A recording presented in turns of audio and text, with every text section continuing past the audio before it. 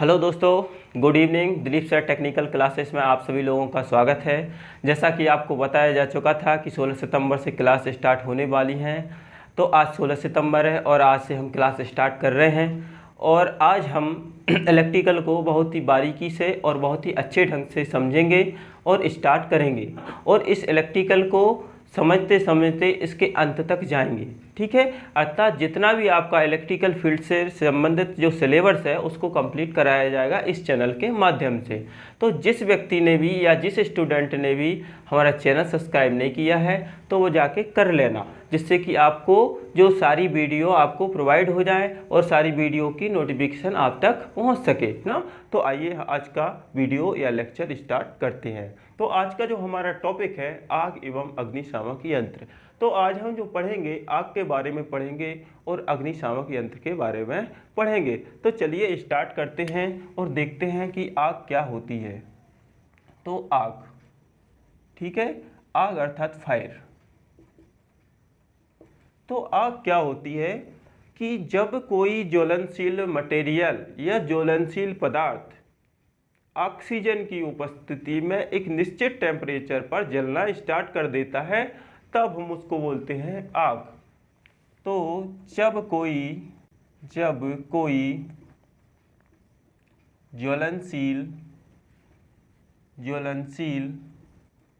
पदार्थ ऑक्सीजन की उपस्थिति में ऑक्सीजन की उपस्थिति में जलता है तब उसे आग कहते हैं, ना। ऑक्सीजन की उपस्थिति में जलता है तब उसे आग कहते हैं। लेकिन कोई भी मटेरियल कब जलेगा, लेकिन टेम्परेचर क्या होना चाहिए वहाँ पर, एक निश्चित होना चाहिए, है ना। तो लेकिन तापमान निश्चित रहना चाहिए, तापमान निश्चित होना चाहिए। ठीक है, यहाँ पर लिखिए आग के कारक अर्थात आग जो होती है 3 कारकों से मिलकर बनी होती है। पहला जो कारक है ज्वलनशील पदार्थ, ठीक है। दूसरा जो कारक है आपका वो है ऑक्सीजन और तीसरा जो कारक है आपका तापमान, ठीक है, या फिर इसको ऊष्मा बोल सकते हैं, हीट, ना। तो जो आग होती है वो 3 कारकों से मिलकर बनी होती है, ज्वलनशील पदार्थ, ऑक्सीजन और तापमान। यदि इन तीनों कारकों में से यदि एक कारक भी अनुपस्थित हो जाता है तो वहाँ पर आग लगना असंभव हो जाता है, अर्थात वहाँ पर आग लग नहीं सकती है। तो आग लगने के लिए इन तीनों कारकों का होना वहाँ पर आवश्यक है और साथ में टेम्परेचर, एक निश्चित टेम्परेचर होना आवश्यक है, ना। तो आग के ये 3 कारक होते हैं। तो इससे आगे हम चलते हैं, इतना। अब हम देखते हैं आग का वर्गीकरण, अर्थात आग को कितने प्रकार से वर्गीकृत किया गया है, अर्थात आग को कितनी श्रेणियों में बांटा गया है। तो आग को 4 श्रेणियों में बांटा गया है, श्रेणी ए की आग, श्रेणी बी की आग, श्रेणी सी की आग और श्रेणी डी की आग, ना। तो आग का वर्गीकरण, ठीक है। अब देखते हैं हम आग का वर्गीकरण। तो आग को 4 श्रेणियों में बांटा गया है। श्रेणी ए की आग, ना। श्रेणी ए की आग में उन मटेरियलों को रखा गया है जैसे कि जूट हो गया, कागज हो गया, कपड़ा हो गया, कोयला हो गया, लकड़ी हो गया, इस और प्लास्टिक हो गया। ये सारे मटेरियल श्रेणी ए की आग की श्रेणी में आते हैं, ना। यदि कागज, लकड़ी, कोयला, जूट, प्लास्टिक, रुई, कपड़ा आदि में आग लगी हो तो उस आग को हम कहेंगे कि वो श्रेणी ए की आग है, ठीक है। अब इसके बाद नेक्स्ट देखते हैं श्रेणी बी की आग। तो श्रेणी बी की आग, श्रेणी बी की आग, ठीक है। तो श्रेणी बी में यदि द्रव्य मटेरियल है, कोई भी द्रव्य मटेरियल जैसे कि पेट्रोल हो गया, डीजल हो गया, केरोसिन हो गया और ऑयल हो गया, यदि इन मटेरियलों में आग लगी है या इन मटेरियलों के द्वारा किसी अन्य वस्तु पर आग लगी है तो उस प्रकार की आग को हम बोलते हैं श्रेणी बी की आग ना। तो श्रेणी बी की आग में द्रव्य मटेरियलों से लगने वाली आग, द्रव्य पदार्थों में लगने वाली आग, द्रव्य पदार्थों में लगी आग ना, जैसे डीजल, पेट्रोल, मिट्टी का तेल, ऑयल आदि है ना। यदि इनमें डीजल, पेट्रोल, मिट्टी का तेल, आग, यदि इनमें आग लगती है तो हम बोलते हैं उसको श्रेणी सी की आग है। अब आता श्रेणी बी की आग है, श्रेणी बी की आग है ना। उसके बाद चलते हैं श्रेणी सी की आग। तो श्रेणी सी की आग, श्रेणी सी की आग है ना। यदि आग गैसों में लगती है जैसे कि एलपीजी गैस सिलेंडर ना, या एलपीजी गैस के द्वारा जो भी गैस निकलती है वहाँ पर कौन सी गैस होती है, ब्यूटेन और प्रोपेन का मिश्रण होती है एलपीजी गैस। तो उन गैसों में यदि आग लगती है या गैसों के द्वारा आग लगती है तो उस आग को हम श्रेणी सी की आग में रखते हैं ना। तो गैसों के द्वारा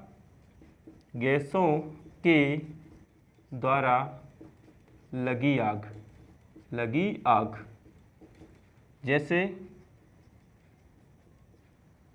एलपीजी गैस, ठीक है। तो गैसों के द्वारा जो लगी आग है उसको हम श्रेणी सी की आग में रखते हैं। अब आता है आपका श्रेणी डी की आग है ना, इतना स्क्रीनशॉट लीजिए। श्रेणी डी की आग, तो जितनी भी विद्युत मशीनें हैं ना, बिजली से चलने वाली जितनी भी मशीनें हैं उनमें लगी आग, या उनके द्वारा लगी आग, या बिजली के तारों में लगी आग, या फिर शॉर्ट सर्किट के दौरान लगी आग को किस श्रेणी की आग में रखा गया है, श्रेणी डी की आग में रखा गया है ना। तो विद्युत तारों में लगी आग, तारों में लगी आग,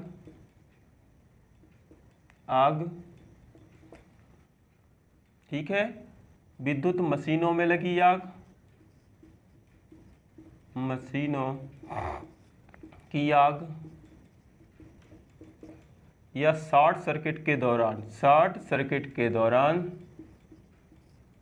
के कारण लगी आग, या शॉर्ट सर्किट के दौरान या शॉर्ट सर्किट के कारण लगी आग। तो इस प्रकार की जो आग होगी श्रेणी डी की आग होगी ना। तो आग का हमने वर्गीकरण देखा और समझा आग क्या होती है, आग कितने प्रकार की होती है ना। तो अब इसके आगे चलते हैं अग्निशामक यंत्र अर्थात आग बुझाना है ना। तो आग कैसे बुझाते हैं उसको देखते हैं हम ना। तो आग बुझाना या आग का कंट्रोल या फिर आग पर नियंत्रण ना। आग को हम कंट्रोल कैसे कर सकते हैं, नियंत्रण कैसे कर सकते हैं। तो अभी हमने बताया था आपको कि आग 3 कारकों से मिलकर बनी होती है, ऑक्सीजन, ज्वलनशील पदार्थ और तापमान है ना। यदि इन तीनों में से यदि एक की अनुपस्थिति हो जाती है, वहाँ पर एक अनुपस्थित हो जाता है तो आग क्या हो जाती है, कंट्रोल हो जाती है, अर्थात आग लगती ही नहीं है ना। तो यदि हम ऑक्सीजन को हटा दें,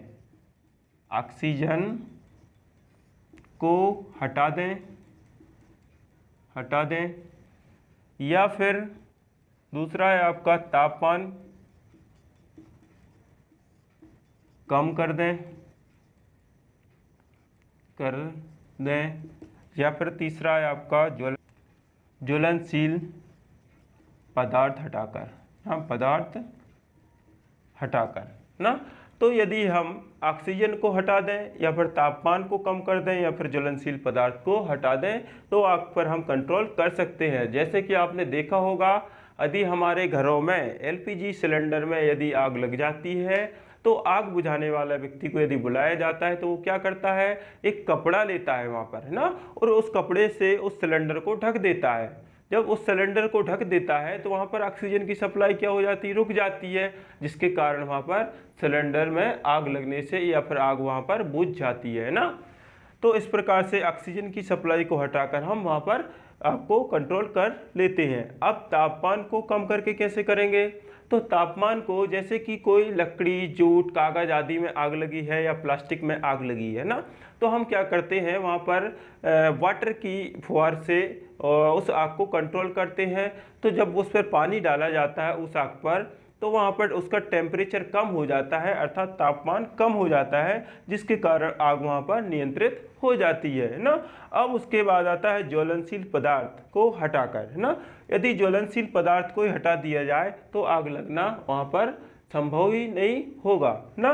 तो ज्वलनशील पदार्थ को, यदि किसी कपड़ा, जूट आदि में आग लगी है और वहाँ पे कोई अन्य ज्वलनशील पदार्थ जैसे मिट्टी का तेल, केरोसिन और डीजल, पेट्रोल आदि रखा है, तो वहाँ से उसको हटाकर भी हम आग को नियंत्रित कर सकते हैं। यदि उसको वहाँ से नहीं हटाया जाएगा तो आग और ज़्यादा फैलने की आशंका बनी होती है ना। अब आग जो होती है हम 3 तरीके से कंट्रोल कर सकते हैं। अब देखते हैं आग को बुझाने वाले यंत्र, ठीक है। तो आग को बुझाने वाले यंत्र देखते हैं। ऐसे यंत्र अग्निशामक यंत्र कहलाते हैं, जो यंत्र आग का नियंत्रण करते हैं ना।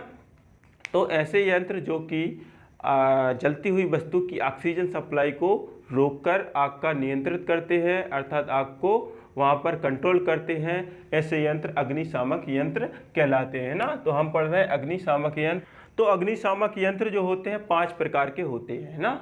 5 प्रकार के अग्निशामक यंत्र होते हैं। एक वाटर टाइप होता है, एक फोम टाइप होता है, लिक्विड टाइप होता है ना, और एक होता है आपका dry powder type, CO2 type, CTC type ना, ये होते हैं। आइए हम जानते हैं इनको। तो पहला जो हमारा अग्निशामक यंत्र होता है, जल युक्त अग्निशामक यंत्र। तो जल युक्त अग्निशामक यंत्र अर्थात इसमें जल भरा होगा ना। अब पहले इसको देखिए कि जो अग्निशामक यंत्र होते हैं ना, इनकी जो आकृति होती है इस प्रकार से बेलनाकार होती है ना। इस प्रकार से ये नोजल लगा रहता है और इस प्रकार से यहाँ पे एक पिन लगी होती है ना। जैसे CO2 टाइप है तो CO2 लिखा होगा और यहाँ पर एक ब्लैक सिंबल बना होगा। कौन सा? ब्लैक, है ना, CO2 है तो ना।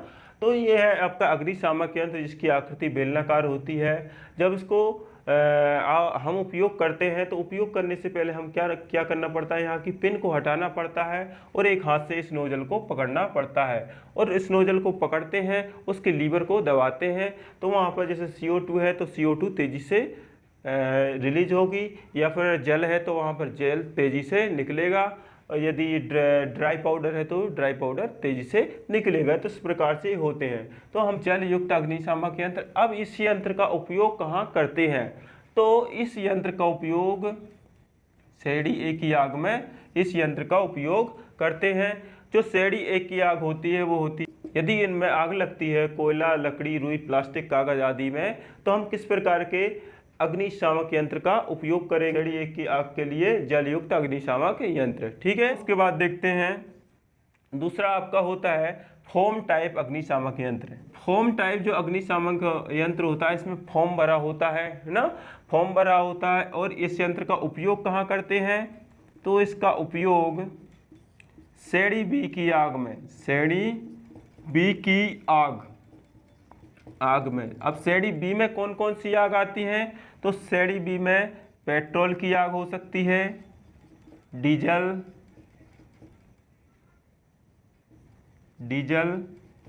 केरोसिन आदि की आग। तो ये जो आग है इस श्रेणी B में आती हैं। इनमें जो आग लगी है इसको बुझाने के लिए हम किस प्रकार के यंत्र का उपयोग करते हैं? फोम टाइप अग्निशामक यंत्र का उपयोग करते हैं ना। तो इतना नोट कीजिए। उसके बाद अभी नेक्स्ट आगे चलते हैं। ड्रे पाउडर अर्थात शुष्क चूर्ण वाला अग्निशामक यंत्र ना। इस प्रकार का जो अग्निशामक यंत्र होता है जिसका उपयोग हम आग बुझाने के लिए करते हैं, तो इसमें शुष्क चूर्ण अर्थात ड्रे पाउडर भरा होता है, जो कि एक अज्वलनशील मटेरियल होता है। तो इस प्रकार के अग्निशामक यंत्र का उपयोग हम गैसों में लगी आग अर्थात श्रेणी C की आग बुझाने में करते हैं। तो इसका उपयोग कहाँ करेंगे हम? उपयोग श्रेणी C की आग, ठीक है। उसके बाद श्रेणी C में आग कौन सी आती है? श्रेणी C की आग कौन सी होती है? SADC की आग, गैसों में लगी आग है ना, या गैसों के द्वारा, गैसों में लगी आग, तो इस आग को SADC की आग कहते हैं ना। तो शुष्क चूर्ण पाउडर वाला अग्निशामक यंत्र है, तो इसका उपयोग गैसों में लगी आग में किया जाता है। अब हम देखते हैं कि हमारा ये था आपका तीसरा नंबर का। उसके बाद चौथे नंबर का आता है आपका CO2 टाइप अग्निशामक यंत्र है ना। तो जो CO2 टाइप अग्निशामक यंत्र होते हैं है ना, इनका उपयोग हम विद्युत से लगी आग या बिजली के कारण जो भी आग लगती है आग को बुझाने में करते हैं ना। तो बिजली से लगी आग बुझाने में या विद्युत मशीनों में आग लग गई है, वहाँ पर हम CO2 टाइप अग्निशामक यंत्र का उपयोग करेंगे।